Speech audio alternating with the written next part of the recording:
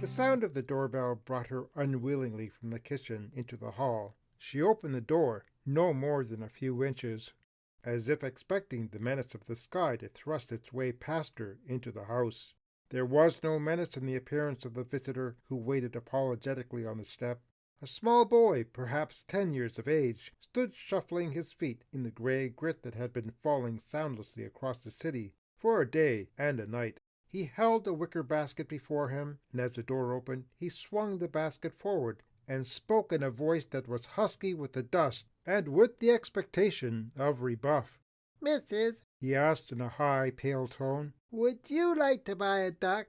Mother was a bit nonplussed by this odd echo of a catchphrase that had already withered and staled in the mouths of the comedians of the era. Nevertheless, she looked into the basket, and to her astonishment stood 2 emaciated ducklings, their bills gaping in the heat, and wedged between them a nondescript and bedraggled pup. She was touched and curious, although she certainly did not want to buy a duck. "I don't think so," she said kindly. "Why are you selling them?" The boy took courage and returned her smile.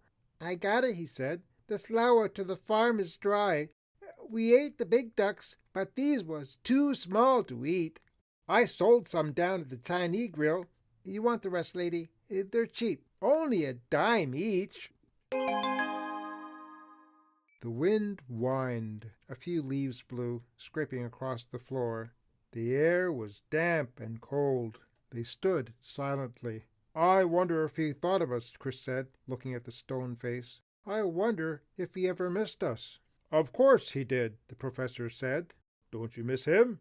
Chris nodded. Kate sniffed and blew her nose. "I do," Johnson said.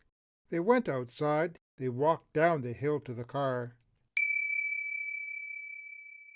By now the rain had entirely stopped, but the clouds had remained dark and heavy, hanging low over the distant hills.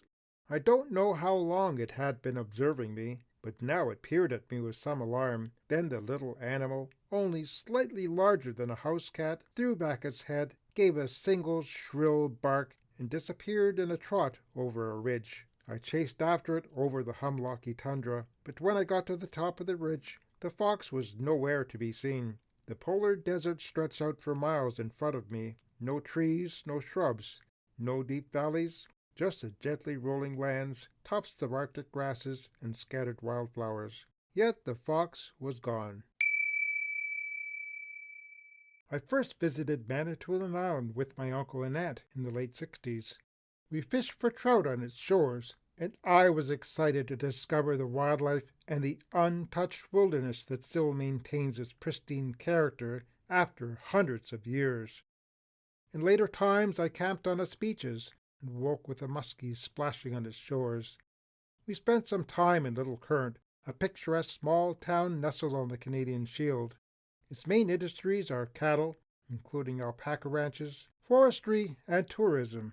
The only land access to Manitoulin is the Little Current Swing Bridge, located on Highway 6, crossing the North Channel to the mainland, where the highway continues northward to Espanola.